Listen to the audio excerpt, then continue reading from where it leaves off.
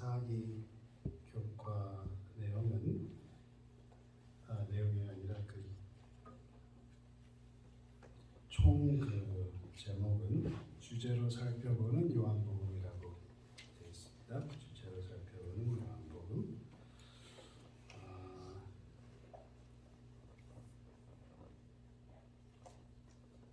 이렇게 넣으면 안 되는데. I think you might have to start the slideshow again from the beginning. 어쨌든 뭐 이렇게 너무 작은데 이렇게 하면.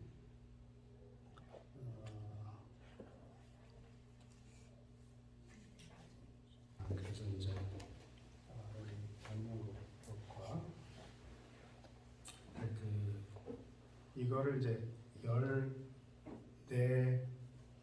교과더라고요. 14번. 그래서 이제 첫째부터 넷째 이렇고, 그래서 이제 주제별로 지난번에는 마가복음은 어떻게 갔어요? 쭉 따라갔죠? 장수대로. 이제 이번은 이제 주제별로, 그래서 길을 보여주는 표적들, 신성의 증거들, 이런 거를 이제 이야기를 하는데 왜 그럴까요? 요 마가복음하고 요한복음하고 무슨 차이가 있어서 이 저자가 주제별로 하는 게 더 옳다 이렇게 생각을 했을까요? 왜냐면은 마가복음은 아마도 제일 먼저 쓰여진 복음이기 때문에 우리가 전에 봤죠? 베드로가 아마도 요한 마가에게 그 기별을 전도를 하면서 가르쳐 주면서 마가 그 길을 어떤 면에서 보면 자기가 보고 증거한 게 아니라 베드로가 말해주는 그대로 이렇게 담아서 썼기 때문에 어떤 면에서 보면 즉흥적인 반응적인 그런 내용이 포함되고, 요한복음은 언제 쓰여졌다고요? 한 60년이 지난 다음에 60년 지난 다음에 즉흥적으로 그때 당시에 느껴지는 게 아니라 뭐예요? 생각하고 분석했던 요한의 마음이 담겨진 거기 때문에 요한은 좀 더 체계적으로 쓴 걸 우리가 볼 수 있습니다. 그래서 흔히 7 기적을 이야기를 하고, 이제 이 2장부터 나오는 가나 혼인잔치, 그 다음에 11장에 나오는 나사로의 죽음까지 해서 이제 7번째 기적을 이야기하면서 이 표적들은 예수님께서 어떤 의도를 가지고 주셨다 하는 그런 내용이 있기 때문에 이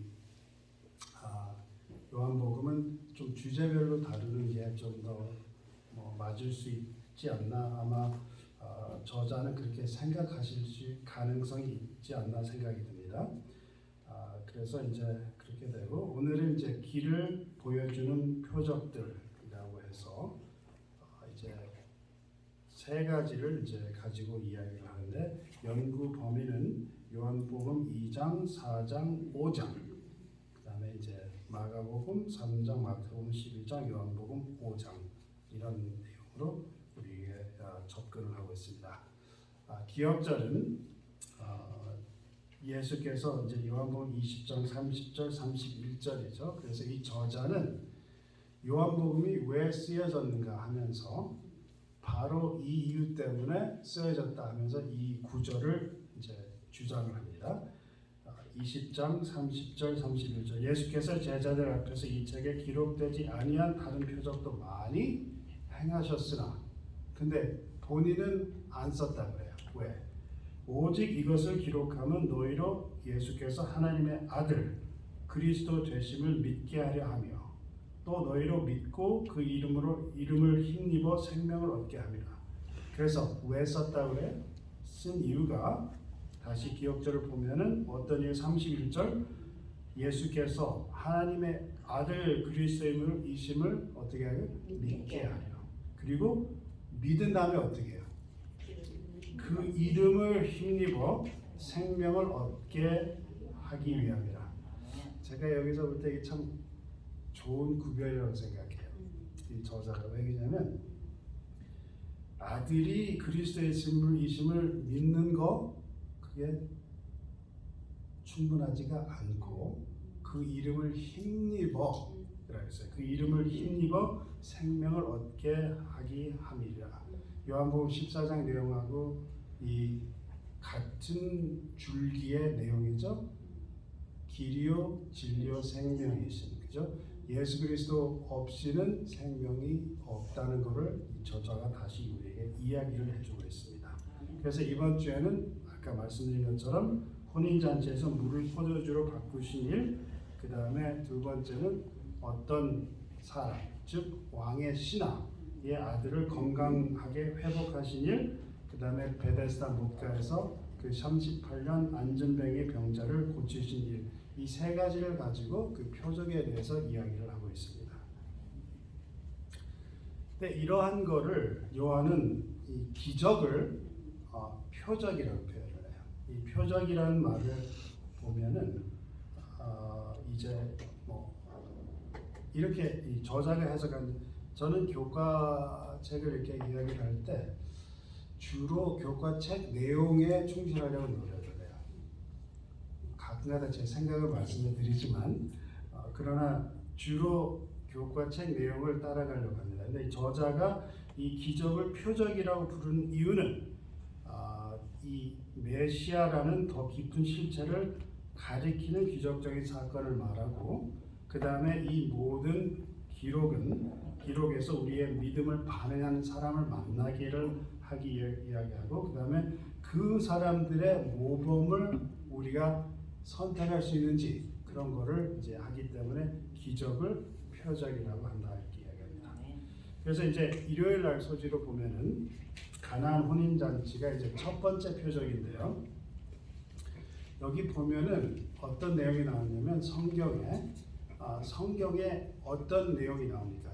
가나안 혼인 잔치에 제자들이 있었다고 그랬어요? 없었다고 그랬어요? 있었어요. 근데 이 성경 구절을 보지를 않지만 어떤 내용이 나오냐면 그러기 때문에 믿었다 그래요. 표적을 보고 믿었다. 즉 무슨 말이냐면 이 저자가 이야기한 것처럼 준비가 되지 않은 제자들을 위한 표적이다 그렇게 이야기해요. 첫 번째 제일 먼저 하시는 게 뭐예요? 제자들을 준비해 주시는 거예요. 왜냐하면 제자들하고 이제 같이 생활을 하셔야 되니까. 그래서 준비되지 않은 제자들을 위한 표적. 근데 이게 어떤 면에서 보면은 그게 우리에게도 도움이 될 수 있다는 거죠. 그래서 근데 그래서 어떤 표적을 하셨냐면 이게 참 이제 저자의 핵심적인 뜻인데 뭐냐면 제자들에게 가장 이스라엘 사람들에게 가장 크게 이 구세주를 상기시켜 주는 게 어떤 일일까요? 가장 크게 실물 교훈처럼 가장 크게 상기시켜 주는 게 어떤 걸까요? 출애굽이죠. 그죠? 출애굽. 그 사람들이 430년 동안 거기서 생활을 하면서 230년 동안은 포로로 생활을 포로가 아니라 뭐라 그러죠? 노예로 생활을 하다가 풀려 나오는 그 기적 같은 그 방법을, 기적 같은 게 아니라 기적적으로 풀려 나온 그 방법을 상기시켜 주는 게 어떤 면에서 실물 교훈으로 그들에게 가장 적합하게 구세주라는 자를 이제 상기시켜 주는 건데, 보면은 신명기 26장 22절, 신명기 6장 22절에 보면 곧 여호와께서 우리의 목전에서 크고 두려운 이적과 기사를 애굽과 바로와 그 온 집에 베푸시고, 그 다음에 신명기 26장 8절 여호와께서 강한 손과 편팔과 큰 위엄과 이적과 기사로 우리를 애굽에서 인도하여 내시고, 그 구원의 역사한 거를 이야기를 하면서 뭐라고 이야기하냐면 애굽에서 이끌어낸 자를 이스라엘 사람들은 구원자로 생각을 했어요. 그래서 구원자로 연결해 주는 게 바로 어떤 면에서 보면 이스라엘 사람들이나 제자들에게는 이 구세주의 그 개념하고 강하게 연결을 해준다 해서, 근데 이 모세가 또 어떻게 했냐면 예언까지 했어요. 그죠? 신명기 18장 15절 내 하나님 여호와께서 너희 중 내 형제 중에서 나와 같은 선지자 하나를 너를 위하여 일으키시리니 너희는 그를 들을지어다. 그러니까 여기서 보면은 어떤 면에 큰 위험과 이적과 기사로 크고 두려운 이적과 기사로 하면서 이런 사람을 이끌어낼 거다 하는 그 말씀을 해서 다시 보면 준비되지 않은 제자들을 위한 표적은 가장 좋은 표적이 뭐예요? 자기들이 구원자라고 생각한 모세를 상기시켜주는 그러한 그런 이적을 하면 이 사람들의 가장 강한 인상을 줄 수 있다는 것을 하시고 이런 일을 하시지 않나. 그래서 이제 모세를 상기시키는 표적이 나일강에서 어떻게 했어요? 물을 피로 바꾸신데 가나안에서는 어떻게 했다고요? 물을 포도주로 바꾸시는 그러한 일을 하셨다. 근데 더 나아가서 저자는 어떻게 얘기합니까? 물 항아리 6개를 썼다고 그랬어요. 그래서 물 항아리 6개를 썼는데 물 항아리 6개를 쓴 이유는 그 항아리들이 어떤 항아리라고요? 정결 예식에 사용되는. 그래서 구속 주제와 연결해서 물로 포도주를 바꾸시는데 이제 출애굽 사건을 연상시키시는데 그래서 준비되지 않은 제자들을 위한 그 표적이 모세를 상기시키는 표적, 즉 예수는 구원자라는 것을 이렇게 알려주는 것을 우리에게 이야기하고 있다라는 것입니다. 그래서 여기서 이제 이 구절 제가 아까 말씀드렸던 구절 제자들이 있었다고 그래요. 그죠? 먼저 가나에서 이야기해 보면 예수님께서 혼인잔치에 가셔서 제자들도 같이 있었다 하지만 그 결말은 어떠냐면 10절 예수께서 이 처음 표적을 갈릴리 가나에서 행하여 그 영광을 나타내심에 제자들이 어떻게 그를 믿으리라. 그 결과가 있었다는 것입니다. 이제 저자가 이제 또 뭐 어떤 걸 확실하게 말해주고 싶냐면 발효되지 않은 포도주다라는 것을 강조를 하고 싶습니다. 그걸 아시고 그 다음에 이제 두 번째 월요일 날 이제 갈릴리의 두 번째 표적은 왕의 신하의 간청이에요. 그죠? 왕의 신하의 간청. 근데 요한복음 4장 46절을 보면은 예수께서 다시 갈릴리 가나에 이르시니 전에 물로 포도주를 만드신 곳이라 다시 이제 그 상기시켜 주는 거죠. 이 구세주에 관한 거라는 거를. 근데 이제 이 왜 그 요한이 이렇게 연결을 했는지 우리가 좀 생각을 해봐야 됩니다. 가나에 가셔서 가버나움에 병 들린 사람에 와서 간청을 하는데 왜 전에 포도주를 만드신 곳이나 이렇게 연결을 하는지. 근데 어쨌든 그가 이제 40절 그가 예수께서 유대로부터 갈릴리에 오심을 듣고 가서 청하되 내려오셔서 내 아들의 병을 고쳐주셔서 하니 저가 거의 죽게 되었습니다. 자, 예수님께서 이렇게 하시면 때로는 반응이 예상치 못한 반응입니다. 여기서도 그런 일이에요. 시간이 많이 없기 때문에 제가 깊이 안 들어가는데 여기서 반응이 아들을 와서 병을 고쳐주십시오 하면은 예수님께서 뭐라고 말씀하셔야 돼요? 그래 아니면 싫다 하셔야 되는데 뭐라고 그러세요?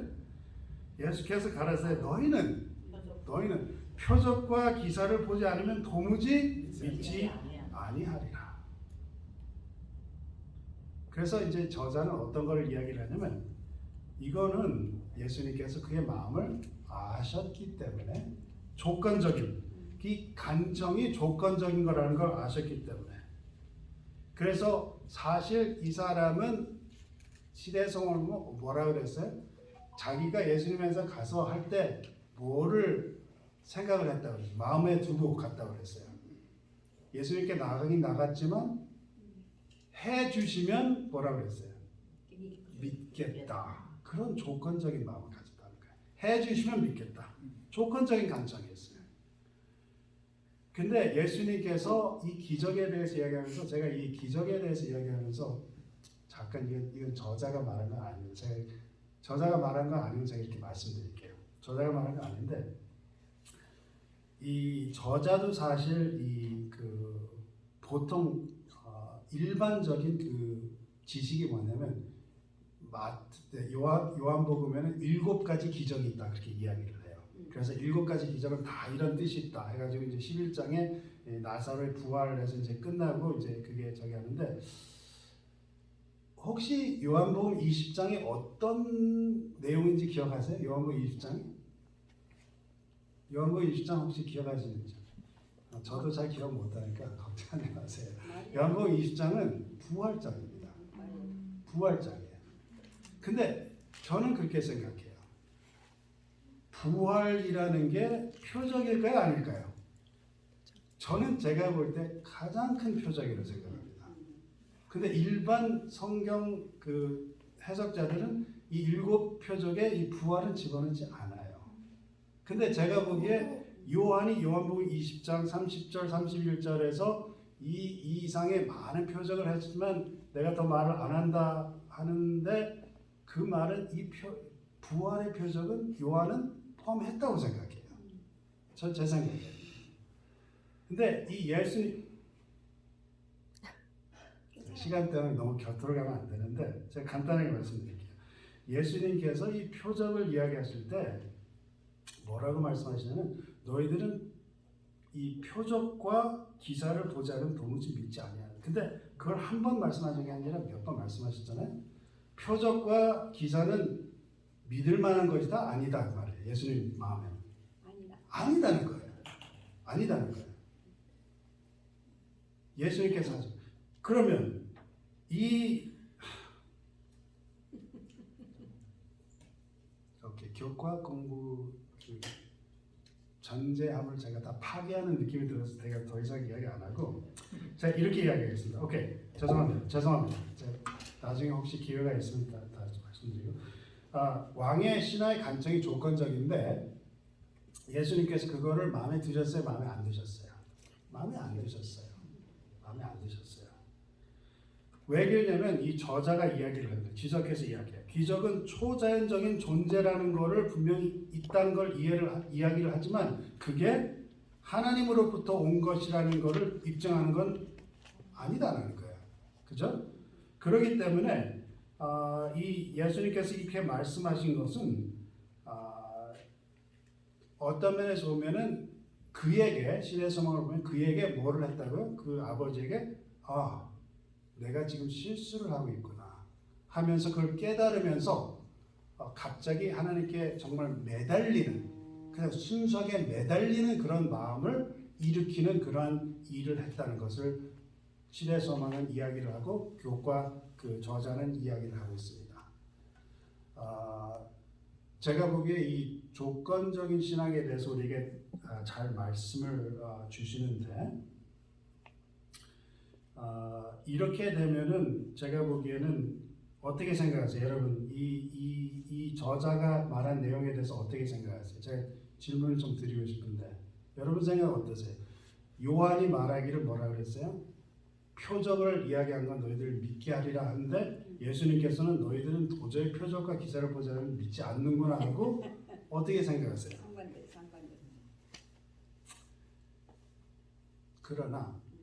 그러나 예수님께서 하신 이유가 있죠. 그때마다 약간 우리에게 좀 푸시를 해주시는 그런 저희가 있지만 여기를 보면은 이 효과가 분명히 있습니다. 우리가 뭘 볼 수 있냐면 이분이 이 왕의 신하가 어떻게 했어요? 가면서 빨리 갔습니까? 더디 갔습니까? 더디 갔어요. 마음이 어떻게 했다고요? 평안하게 갔어요. 다름질하지 않았습니다. 그래서 어떻게 됐어요? 집에 언제 갔다고요? 다음 날에 갔어요. 다음 날에 갔는데 물론 거리가 좀 있긴 하지만 다음 날에 갔습니다. 다음 날에 가서 물어봤어요. 언제부터 그랬느냐? 그러니까 7시쯤에 그랬습니다. 7시라면 우리의 7시가 아니라 낮이에요. 오후 정도, 이른 오후 정도인데 7시 정도 그랬습니다. 그러니까 그래? 그러면서 그때가 내가 예수님하고 대화한 그때구나 하고 이제 해서 했는데 시대의 성황 보면 뭐라 그래요? 책에서 나오죠. 시대의 성황 보면 그 사람들이 믿고 그 다음에 그 지역이 사람들을 전도해서 그 지역 사람들이 믿었다 이렇게 이야기를 합니다. 이건 교과서에 없는 거예요. 우리가 의심을 가지고 하나님께 나아갈 때가 있습니까? 없습니까?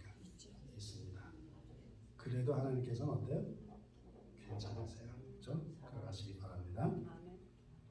그래서 이제 시대성만 보면 그와 그 집안 때문에 그 지역이 믿기 시작했는데 그 시간 때문에 그렇다 그렇게 이야기를 합니다. 그래서 첫째는 제자들을 준비되지 않은 제자들을 위해서 한 거고 두 번째는 어떻게 생각하세요? 왜 예수님께서 그런 대화를 하시고 그렇게 그 치유를 그렇게 주셨을까? 어떻게 생각하세요?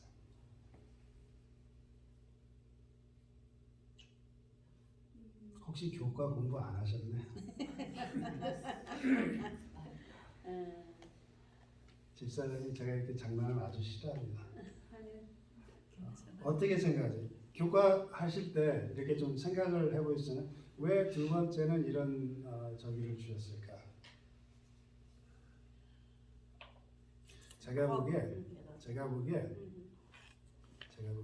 저는 정말 이렇게 생각해요. 누구나 우리 모두 예수님께 나갈 때 이 사람하고 똑같다고 생각해요.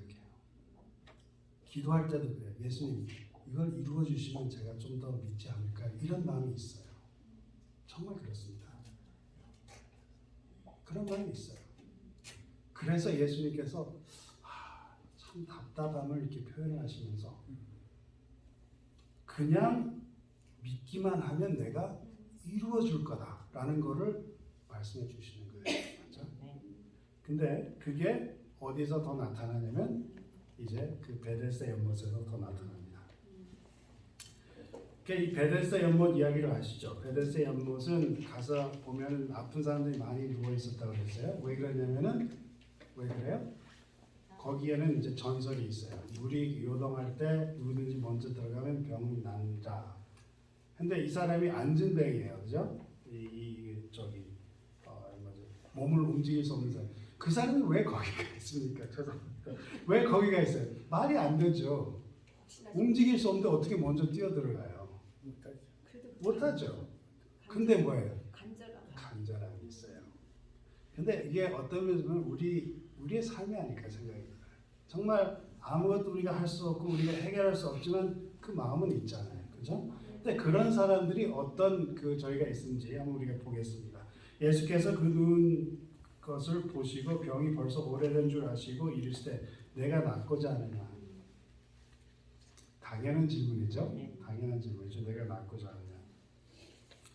근데 어떻게 생각하세요? 제가 보기에는 좀 답이 틀렸다고 생각합니다. 이제 저자도 그렇게 이야기하죠. 창조주 하나님이 그 앞에 계신데 이 사람이 원하는 건 좀 다른 거야. 이게 알아보지를 못했다. 그런데 이 교과 책에서는 그렇게 나오진 않았지만 이런 모든 것들이 우리의 신앙의 경험을 표하는 게 아닌가 생각이 들어요. 우리가 기도를 할 때 보통 우리 기도의 초점이 무엇에 대해서 기도를 하냐면 이 세상에 대해서 초점을 두고 기도를 해요. 그죠? 하나님 우리 자녀 잘 되게 해주십시오. 하나님 우리 앞길 잘 되게 해주십시오. 근데 이 아주 간략한 삶에 대해서 우리가 계속 기도를 하고 초점을 두는데 이 사람도 같은 초점이에요. 그죠? 자기 삶, 이 몸. 근데 창조주 하나님, 그 다음에 우리가 마가복음에서 우리가 봤죠? 예수님께서 말씀하실 때 어떤 게 더 쉽느냐? 죄를 용서해 주는 게 더 쉽느냐? 아니면 병을 고치는 게 더 쉽느냐? 하면서 이 영생에 대해서 초점을 두시는 걸 말씀을 하셨는데 우리가 이 베데스다의 사람을 보면은 예수님 정말 하나님 예수님을 앞에 두고 그 한 대화가 정말 초점이 틀린 대화가 아니라 생각이 듭니다. 근데 우리와 하나님의 대화가 어떤지 저는 궁금해요. 그래서 이제 근데 이제 이 교과책 내용을 보면은 시대소망 202페이지, 203페이지 그 내용이 이제 교과책 내용에 다 포함됐는데 이런 말이 나옵니다. 예수께서는 이 환자가 당신을 믿는 믿음을 활용하도록 요구하지 않으신다. 그는 단순히 일어나 내 자리를 들고 걸어가라고만 말씀하신다. 그러나 그 사람의 믿음은 그 말씀을 굳게 붙잡는다. 근데 이게 제가 보기에 참 중요한 것 같아요. 예수님께서 우리에게 믿음을 요구하지 않습니다. 어떤 믿음의 말. 단지 예수님께서 하신 말씀 그 자체만 듣기만 하면 된다는 거예요. 근데 그게 우리에게 참 힘들고 어려운 것 같아요. 왜냐면 인간은 그걸 생각하고 그러면 그 뒤에 그런 걸 계속 생각합니다. 근데 만약에 그 사람이 그 순간에 내가 정말 이거 일어나? 근데 내가 못 일어난다 이렇게 계속 꼬리를 무는 그런 적이 했으면 그 사람이 일어났을까 안 일어났을까? 안 일어났어요. 단순히 그 사람은 그냥 했다는 겁니다. 근데 그게 매우 중요하다고 생각해요. 모든 신경과 근육이 새로운 생명으로 전율하고 절던 그의 다리는 건강하게 움직인다. 그의 의심하지 않고 그리스도의 명령에 순종하기로 자기의 뜻을 정하자. 그죠? 이게 참 중요한 것 같아요. 죄송합니다. 이렇게 마치고 자기의 뜻을 정하자 하면은 우리가 아담과 하와를 볼 때 어떻게 했어요? 하와가 어떻게 했어요? 자기의 뜻을 정했습니다. 뱀이 이야기를 할 때 네가 과일을 먹을 때 죽지 않겠다. 네가 하나님과 같이 되겠다 할 때 마음을 정해서 과일을 따서 먹는 거예요. 그래서 마음을 정하자. 그죠? 자기의 뜻을 정하자. 그의 모든 근육이 그의 의지에 응답한다. 자기의 다리로 일어났으면서 그는 자기가 활동적인 사람이 되어 있음을 느낀다. 말씀하세요. 그 베시다 그 연구소에서 그 환자에 대한 믿음보다는 이제 순종이 더 중요하다는 그 말씀이에요? 아니지. 믿음이 있었으니까 순종했지. 여기서 이제 그 자기의 뜻을 정하자. 그 뜻을 정했으니까. 근데 자문이 그 말 표현이 여기서 보면 그죠? 뜻을 정. 의심하지 않고 그렇죠? 의심하지 않고 그리스도의 명령을 순종하기로. 이게 믿음이죠. 그죠? 믿음이죠. 그죠? 점심시간에 더 대화할까요? 그래서 이제 계속해서 이제 203장에 예수께서는 하나님의 도움에 대한 아무런 보증도 그에게 주지 않으셨다. 우리가 기도할 때 하나님께서 그 자리에서 우리에게 보증을 주십니까 안 주십니까? 안 주셔요. 저는 그게 굉장히 불만스럽습니다. 정말. 그러나 그 사람은 멈춰 의심하여 그가 나을 수 있는 유일한 기회를 놓칠 수도 있었다. 그러나 그는 뭐예요? 하나님 그리스도의 말씀을 믿었으며 그 말씀에 입각하여 행동하자 힘을 얻었다. 아멘. 여기서 저자가 뭐라고 그래요? 안녕하세요. 무슨? 우리도 같은 믿음을 통하여 영적인 치유를 받을 수 있다. 아멘. 이게 할렐루야. 중요한 거예요. 아멘. 믿습니다. 그죠? 이게 참 중요한 거예요. 우리가 기도를 할 때 아무런 보증이 있습니까? 없습니까? 없어요. 물론 때로는 그런 때가 있어요. 예수님께서 어떤 기별을 전하시려고 하나님께서 어떤 기별을 전하시려고 할 때 그러나 보통 우리가 기도를 할 때 아무런 표정이나 아무런 그게 없단 말이에요. 그러나 이 사람이 한 것처럼 받아들이고 그죠? 믿고 받아들이고 순종하면 하나님께서 어떻게 하신다고 이루어 주신다. 우리가 아멘. 같은 믿음을 통해 영적인 치유를 받을 수 있다는 거예요. 그래서 제가 아까 말씀드린 것처럼 왜 가버나움의 아버지 그 왕의 신하의 그 의심하는 마음을 가지고도 예수님께서 그거를 너희들은 표적과 기사를 가지고만 믿지 다른 데는 안 믿지 않는구나 하는 그 마음을 왜 써주셨을까요? 왜 그냥 우리와 같은 거기 때문에.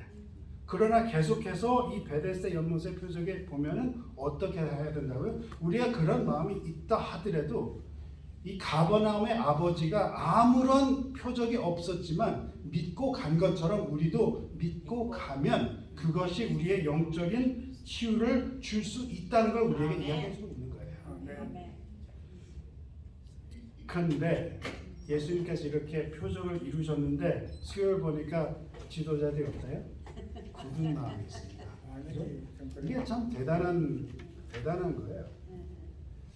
자, 어떤 일이 났죠? 안식일날 이 안진뱅이가 이 치유를 받으니까 이 사람이 예수님께서 뭐라고 말씀하셨어요? 자리를 들고 일어나니까 이제 유대인들은 자리를 딱 들으니까 뭐라 그래? 이런다, 노동한다 그러는 거야. 누가 했느냐 하니까 저분이 하셨는데 그러니까 어떻게 한다 그랬어요? 하나님 유대인들이 어떻게 하겠어요? 마음에 안식일했다. 핍박하고 16절에 핍박하겠다 그랬고 18절은 뭐라 그랬어요? 죽이라. 더더구나 죽이라 했다 그랬어요.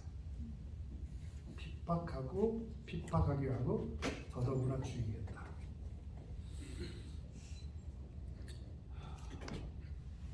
그러면 이 여기서 이제 다시 이제 저자가 다시 질문을 해요. 예수께서 눈앞에서 행하신 기적과 그분에 대한 종교 지도자들의 놀랍도록 굳은 마음에서 우리는 어떤 교훈을 얻을 수 있을까? 표적, 기사, 이적은 그 자체가 하나님께서 하신 일이라고 하는 것을 증명하는 것은 아니다. 그러나 그것이 하나님이 하신 일인데도 거부하는 것은 분명한 위험한 선택이다.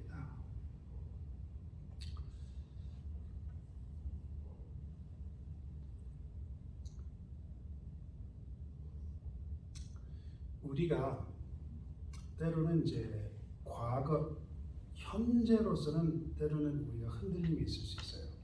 근데 과거를 보면은 우리가 하나님께서 인도하신 걸 우리가 알 수 있습니까? 없습니까? 우리 마음에 믿음이 생기는 게 가장 믿음이 생기는 게 어떨 때일까요? 우리 과거에 하나님께서 가르쳐 주셨어요. 그렇기 때문에 기도와 뭐가 필요해요? 명상이 필요한 거예요. 기도와 명상. 기도를 통해서 믿음이 생기는 건 아니라고 생각해요. 명상을 통해서 기도가 생긴다고 생각해요. 생긴다는 것보다 더 강해진다고 생각해요. 강해진다.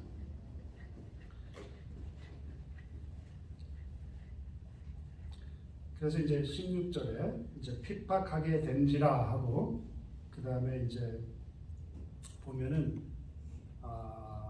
이 이야기 이 표적을 이제 이야기를 하면서 이제 이 어떻게 이야기를 하면 저자가 분명 예수께서는 참된 신앙을 억누르고 말살하기까지 하는 인위적인 규칙과 규정을 넘어 제자들을 더 깊은 성서적 진리로 인도하기 위해 때로는 의도적으로 그런 일을 명하셨을 것이다. 제가 여기서 이건 참 중요한 교훈이라고 생각합니다. 이거는 교과서의 내용책이 아닌데 제가 개인적으로 참 중요한 교훈이라고 생각하는 게 때로는 우리가 하나님과 같이 기도하고 하나님과 같이 동행한다 생각하기 때문에 우리 생각이 하나님의 생각이라고 착각하는 때가 참 많이 있어요. 참 조심해야 된다고 생각합니다. 그래서 우리가 직원에서 대화를 할 때 싸움이 되는 이유가 내가 하는 말은 하나님 생각이다라고 생각을 하는 생각이 있기 때문에 싸워요. 근데 다른 사람도 어떻게 해요? 그분도 기도하고 하나님 따르는 사람이거든요. 그분 생각은 어때요? 똑같아요. 우리가 신앙을 할 때 다른 사람들한테 말하고 이럴 때 굉장히 조심해야 됩니다. 매우 조심해야 돼요. 우리가 아무리 오랫동안 목회를 했다 하더라도 조심해야 돼요. 성서적인 말 아니면 우리가 조심해야 됩니다. 여기서 이야기하면 인위적인 규칙과 규정을 넘어 제자들을 더 깊은 성서적 진리로 참 중요하다고 생각합니다. 이 지도자들이 이걸 어떻게 했어요? 포기를 하지 못했어요. 그 사람들이 배우고 가졌던 거기 때문에 규칙이 달랐다는 거예요. 자기들 마음에 안식일에 이렇게 하면 안 되는, 그게 성경에 나와 있습니까? 안 나와 있습니까? 안 나와 있습니다. 근데 그 사람들 마음엔 뭐예요? 성경과 같은 거예요. 왜? 그 사람들이 성경을 공부하고 명상을 하고 기도를 했기 때문에 이거는 하나님의 뜻이다 믿었기 때문에. 근데 맞았어요? 틀렸어요? 틀렸어요. 중요하게 생각합니다. 조심해야 돼요. 어떻게 종교지도자는 그렇게 눈먼 행동을 취했을까? 교과책에서 나오죠? 이렇게 했었어요. 그들의 타락한 마음, 메시아 현재 로마에서 구해주심의 잘못된 믿음, 권력에 대한 탐욕하는 마음, 하나님에게 진정한 뭐예요? 굴복함이 없었다. 자기 뜻대로 한 거예요. 항상 같습니다. 죄라는 거. 하와가 뭐예요? 자기 뜻대로 하고 싶었기 때문에. 루시펠이 뭐예요? 자기 뜻대로 하고 싶었기 때문에. 우리가 왜 하나님께 굴복하지 못해요? 내 뜻대로 하기 쉽기 때문에. 죄라는 건 항상 같습니다. 굳은 마음이에요. 그래서 그 눈먼 행동의 결과가 뭐예요? 바로 앞에 있는 진리를 거절했다는 거예요. 예수님께서 이 자리에 오시면 예수님을 누가 받아들일 수 있을까? 저는 궁금합니다. 전 정말 궁금해요. 우리 중에 누가 예수님이라는 분을 받아들일 수 있을까? 저는요, 서브웨이 타고 가고 그러면 뉴욕에서 그런 사람들이 있어요. 큰 설교를 외치면서 설교를 하는 사람들이 있습니다. 서브웨이에서 큰 설교를 외쳐. 그럼 제가 저 사람이 어떤 마음에서 그럴까 그런 생각이 들어요. 근데 만약에 그게 정말 하나님께서 선지자를 보낸 자라면 제가 그렇게 받아들이지 못하는 제 마음이 저는 궁금합니다. 정말 예수님께서 나와서 우리에게 말씀을 해주신다면, 정말 꿈에서도 만약에 저에게 이상을 주신다면, 제 마음에 제가 갑자기 여기서 있는데 계시를 주신다면 제가 받아들일 수 있을까? 제가 궁금해요. 바로 앞에 있는 진리를 거절함, 매우 중요합니다. 제가 보기에 이 저자가 이걸 좀 더 강조를 했으면 좋겠어요. 진정한 굴복함이 없다는 것을 좀 더 강조를 했으면 좋겠어요. 모든 걸 포기를 하고 하나님께 순종을 했을 때 올바른 결과가 나오지 않을까 생각이 듭니다. 근데 이제 예수님께서 이제 대화를 하시면서 이제 그 같은 베데스다 저기를 보면서 이제 예수님께서 주장을 하시죠. 예수님께서.